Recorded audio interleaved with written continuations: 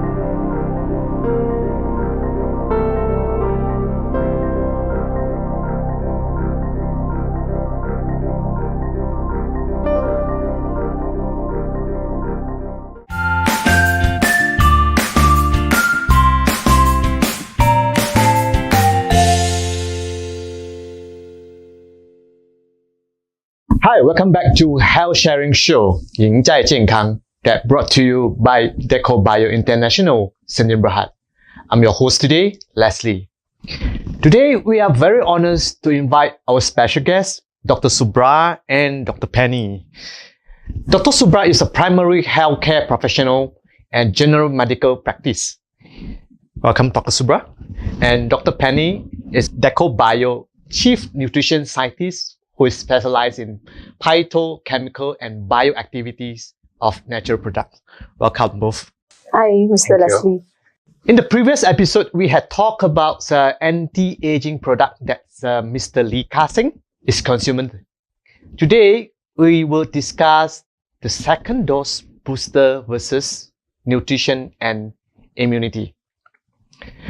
The current coronavirus disease 2019 or COVID-19 caused by severe acute respiratory symptom coronavirus 2 or SARS-CoV-2.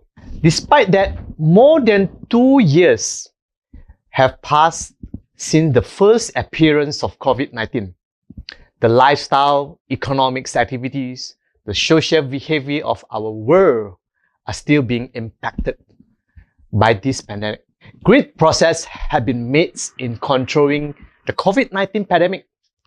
However, much of the effort still focuses on reducing infection and disease severity by vaccination, which occasionally cause some adverse effect. Dr. Subra, recently, Health Minister Khairi Jamaluddin announced that individuals aged 50 to 59 who are without any comorbidities are now allowed to take their second COVID-19 booster shot. Do we need the fourth COVID-19 vaccination shot? Actually, it's a good question that we need to consider, especially because a lot of things has happened. A lot of studies are now being undertaken. A lot of conclusions has been arrived to, but there are still many areas still unanswered. So when we talk about the first two vaccination, I think everybody is clear why we needed the first injection and the second injection. But when it comes to the first booster and the second booster or the fourth vaccination, is it really necessary? Mm. Obviously, this is a question many people have asked, even I myself have asked. But what we need to understand is one thing. When we talk about a booster vaccination basically refers to telling our body's immune system to ramp up the production of immunity so that our body can better protect us against future occurrences of COVID. So having said that, like I mentioned, there are many differing reasons, different opinions.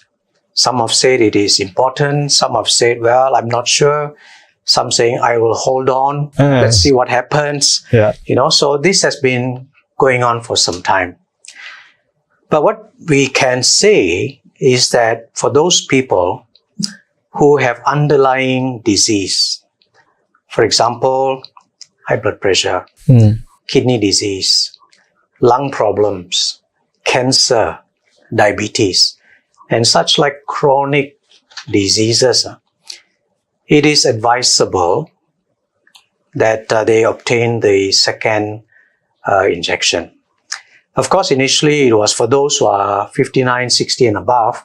But one thing we need to keep in mind is that a lot of people in the early ages of their life, even young people in their 20s and 30s, they are already contracting or starting to have the chronic metabolic diseases such as diabetes. So for such like ones, it's probably recommended that they take the injection or the booster jab. But then again, everyone has to decide for themselves what they need to do. Right, Dr. Subra. So, have it developed a natural immunity against this COVID and others many variants? Well, when we talk about the difference between natural immunity and one that is acquired following a injection, for example, or a vaccination, a natural immunity is one where the body itself produces the immunity. For example, if we think about our daily living, every day we could say that our body is being bombarded in many ways by bacteria, virus, and so on. But we don't feel sick. Why? It's because our body naturally produces the defense mechanism so that we don't get sick.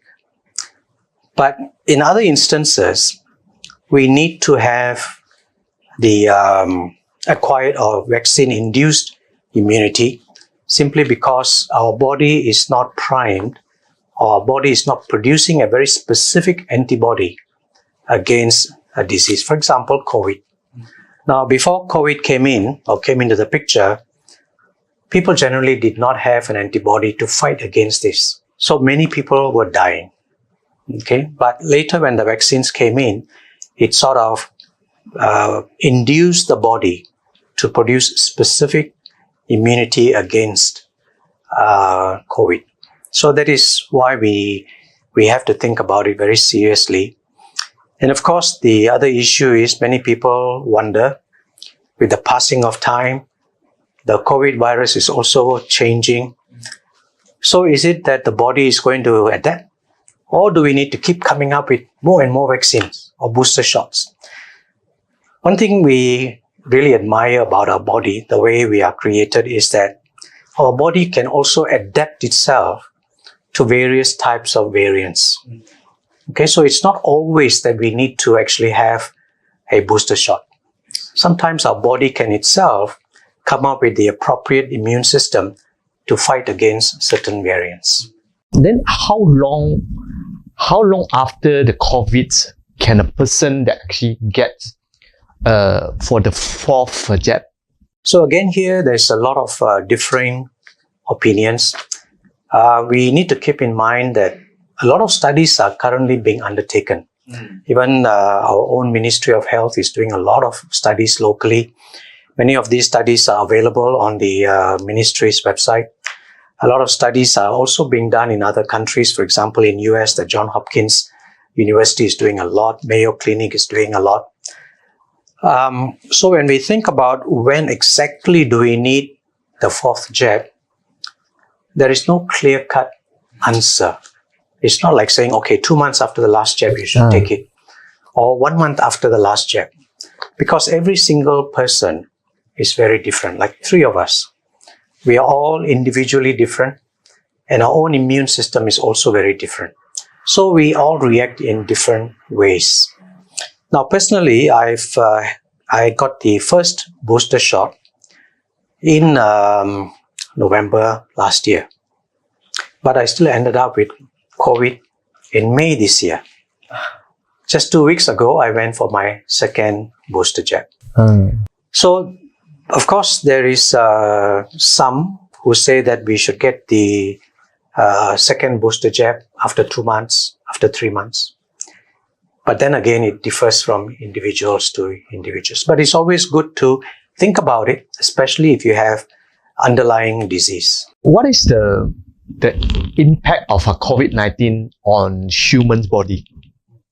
This is a very important question because all of us, whether we get COVID or not, we are very concerned about our future health. The COVID virus has been shown to especially attack our lungs.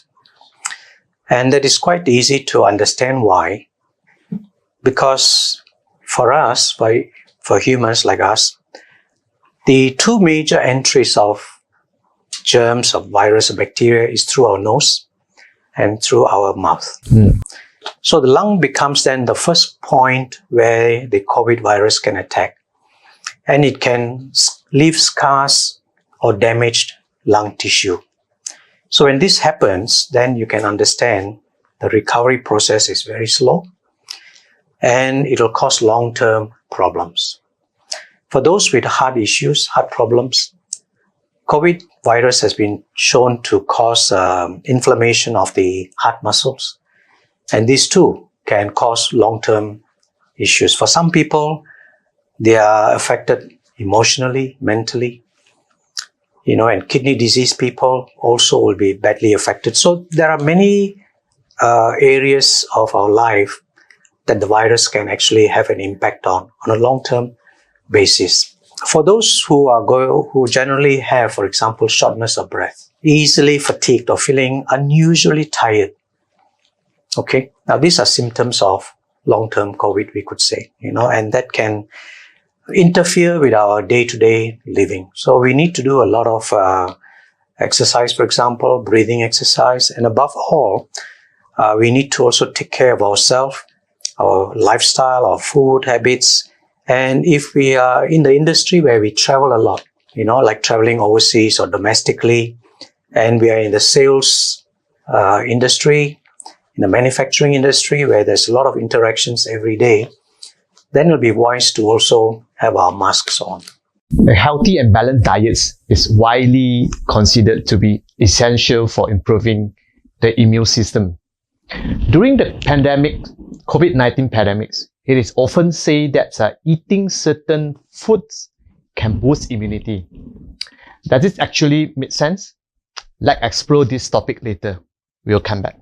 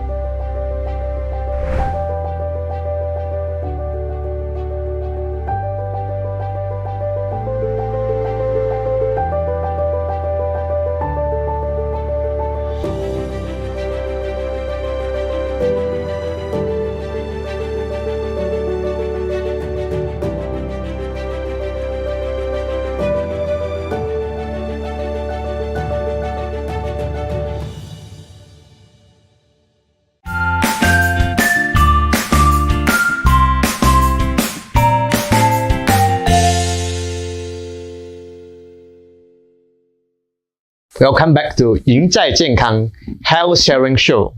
It's still me, Leslie, and we have Dr. Penny and Dr. Subra with us.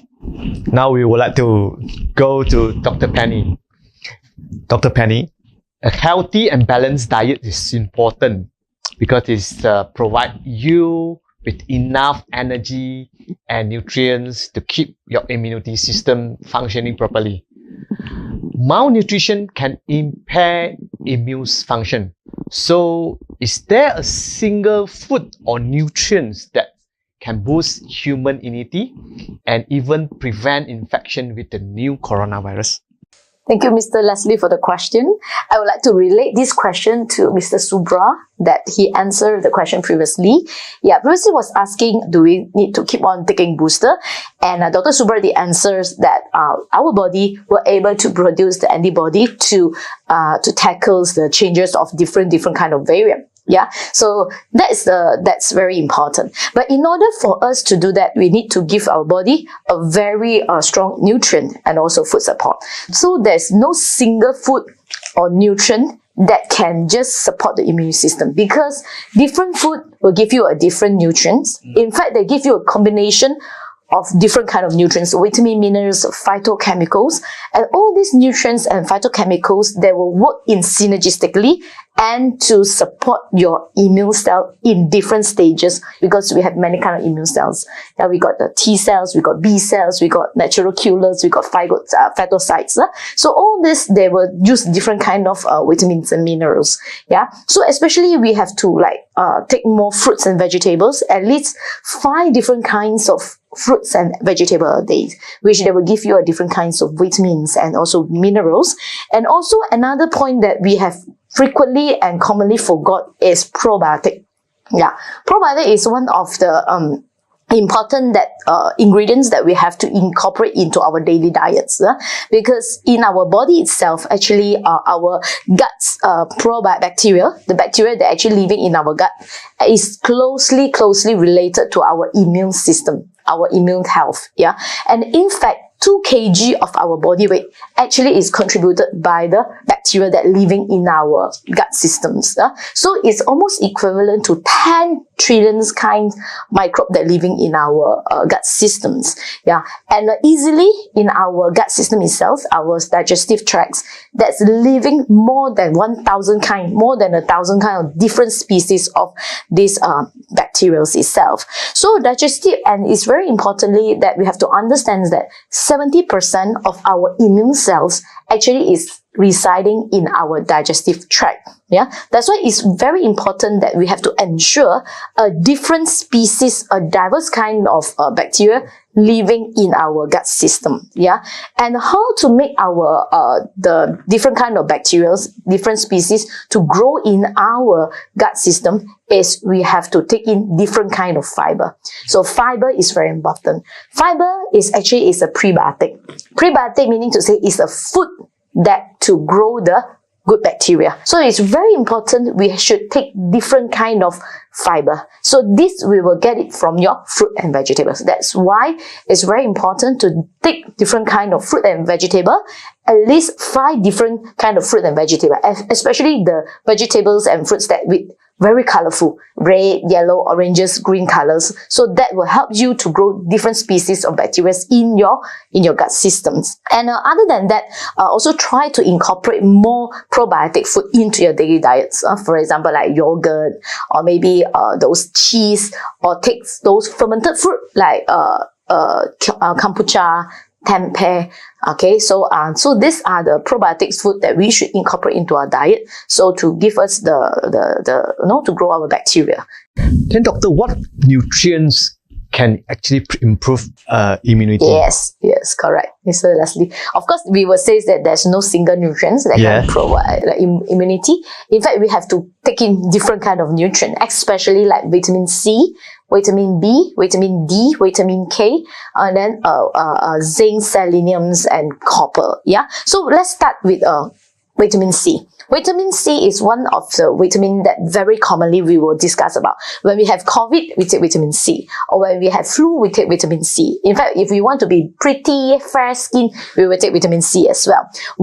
Vitamin C is one of the very commonly discussed and important nutrient is because it's a super antioxidant. So when vitamin C is a very powerful antioxidant where it's able to control the inflammation.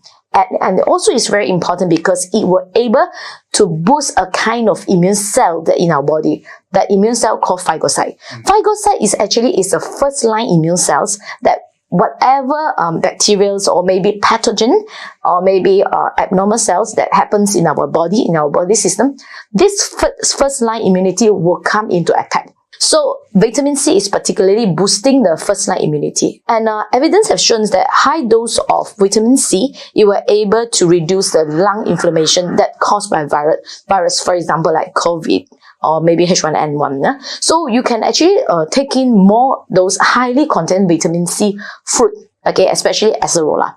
Acerola is the champions of having the highest vitamin C. Every 100 grams of acerola, it will able to provide you 1000 mg of vitamin C. Okay, followed by sebatom. Every 100 grams of sebatons, it will able to provide you 450 mg vitamin C. And sometimes we will say, oh, you know, all these are expensive fruit, it's not locally available. Then you can look for guava. Every 100 grams of guava, you will able to provide you about 228 mg of vitamin C. And you also can look for like local fruit like papaya. Every 100 grams of papaya, it will give you 60 mg vitamin C. Other than that, you can look for like vegetable like broccoli, kale, snow pea, all these are highly available. Okay, other than that, lemon and also oranges. Other than that, vitamin B also important, where vitamin B is actually to help us to produce immune cells. So that's why we say is that different nutrients they play in different role. So especially vitamin B6, vitamin folic acid, B12. So this will help in producing immune cells, and you can get it from meat, egg, milk, fish, salmon, nuts, seed, poultry. So these are highly available, contain of vitamin B. Okay. Other than that, also vitamin A is very important, where it will help in support the T cells, where T cells is the one that will come into your system, that will recognize the pathogen, and it will destroy it. You can get it from these carrots. You can get it from this tomato. In fact, you can get it from animal source like the liver, okay, milk, all this. So another thing is very important is the zinc. Zinc is the minerals that very important for your immunity, where zinc actually is help you to mediate the first line immunity. Okay, then you can get it from seafood like oyster, crab, lobster, okay, or you can get it from like grains, dairy. Yeah, so these are the nutrients then and also the food that you should take in to improve your immunity. So still come back to our our first session. We are talking about the variety. Take different kind of fruit and vegetable in a day, so that it will supplement you with the adequate vitamins and minerals to support your immune system. Then beside vitamins and minerals, what new discovery has recently made to help immunity, especially during this COVID-19 pandemic? Before I answer to this question, we have to understand that during the COVID, there's few critical points that we have to be careful in order for us to know to how to manage the COVID-19. First thing is to handle the entry of the virus by wearing masks, by sanitize your hand. Secondly is to control the replication of the virus. That is the second critical point to stop the spreading of the virus into our other part. And the third most important critical point is to control the inflammation in our body.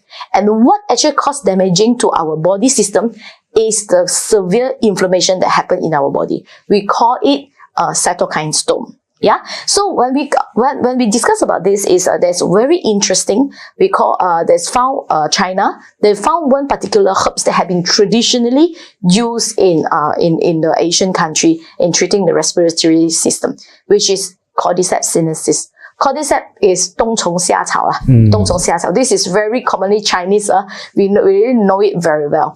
And this cordyceps sinensis is very useful, and that have been shown that able to control the cytokine storm. Meaning to say the chronic inflammation that happen in your body. COVID is not scary.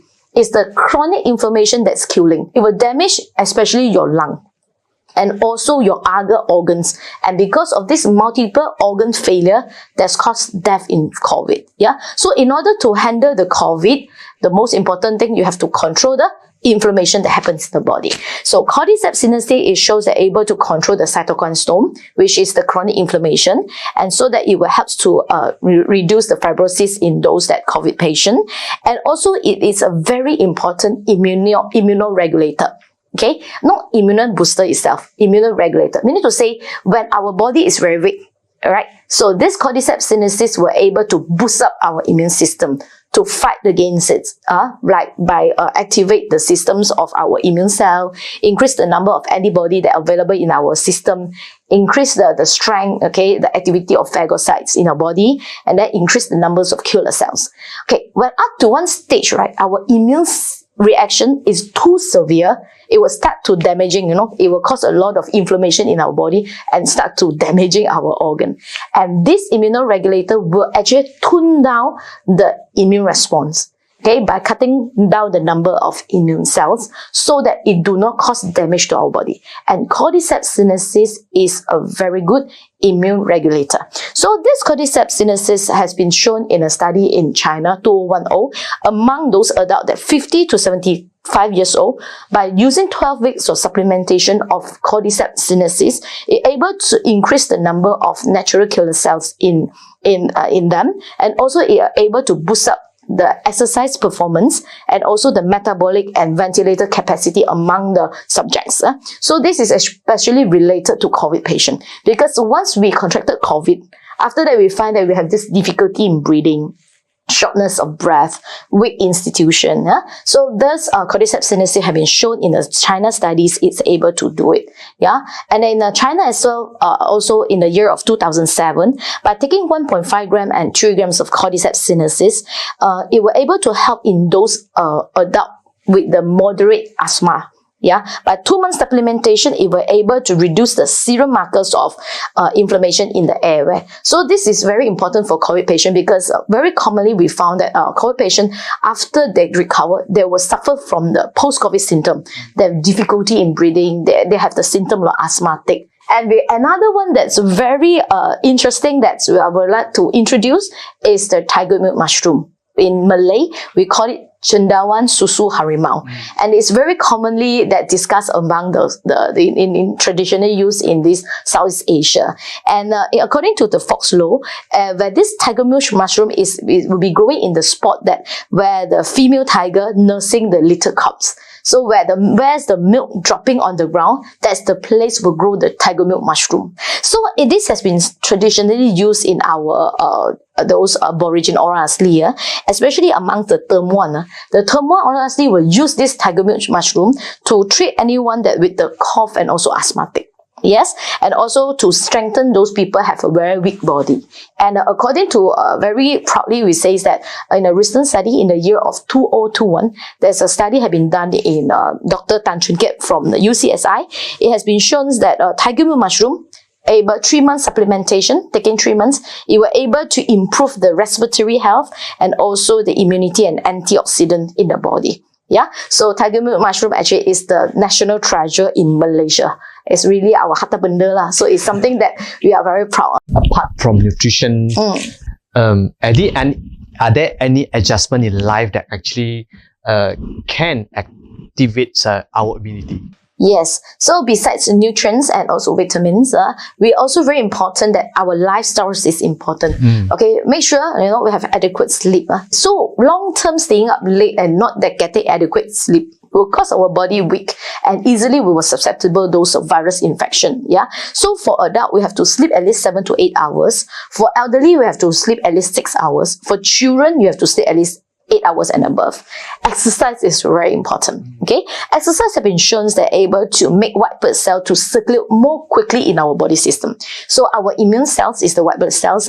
The faster it will circulate in our body, the faster it will able to pick up those that bacteria or pathogens that in our body. So from there you will strengthen your immunity. So at least have to engage in exercise at least 5 times in a week. Each session should maintain at least 30 minutes to 60 minutes. Just start by a simple exercise, just 10,000 steps per day. Or maybe if you cannot get 10,000 steps, just 6,000 steps will do after your dinner. Or another one that is very important and very deficient in our Malaysian country is the sun exposure. Okay, even though we are living in a country of Khatulistiwa, but we are afraid of exposing to sunlight.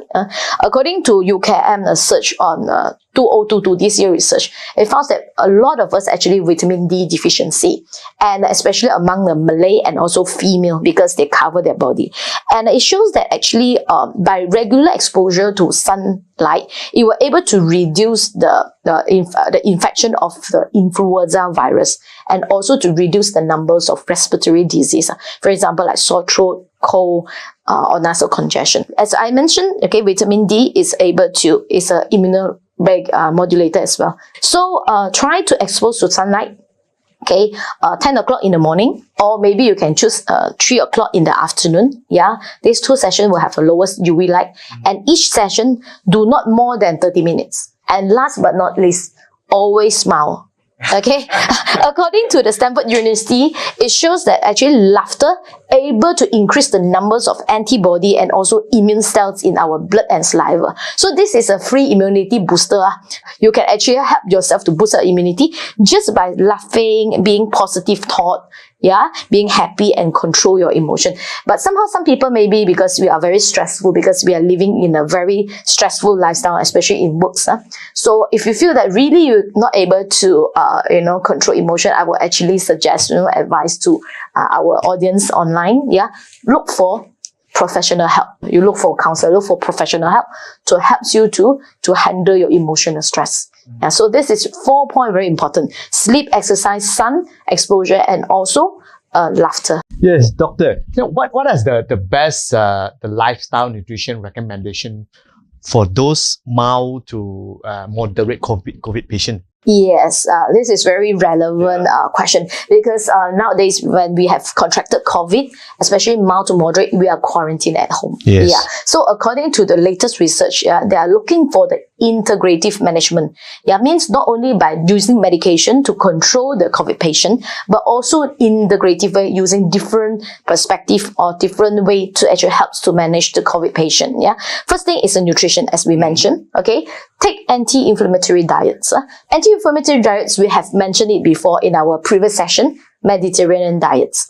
So a diet that highly consists of fruits and vegetables, and also those seafood, and also egg, milk, olive oil. Yeah. So at least half of your plate should consist of fruits and also vegetables. Protein is very important. Yeah, because during COVID, okay, our body actually try to fight all this coronavirus in our body, and they will start to making a lot of immune cell, and all this immune cell needs protein. It will use up a lot of proteins when we are contracted sickness. But very sad to say is, according to research, those that hospitalized patient because of COVID, 70% of those hospitalized COVID patient, they're actually deficient at least of one nutrient. So ensure you must have taking high quality protein, at least 1.2 to 1.5 gram per kg of body weight. Meaning to say, if you are 60 kg, then you have to times 1.2 gram. Then you will know that how much protein you need to take. Glutathione has been shown is very important to antiviral property. As I mentioned earlier on, okay, when the second critical point when the COVID enter our body is we want to stop it from replication. So that is called antiviral. In terms of herbs, we have introduced before Cordyceps sinensis, tiger moon mushroom. Okay, other than that, astragalus, huangqi, the one that we also discussed before for the telomere one. Yeah, that's also very helpful. Or even the black garlic.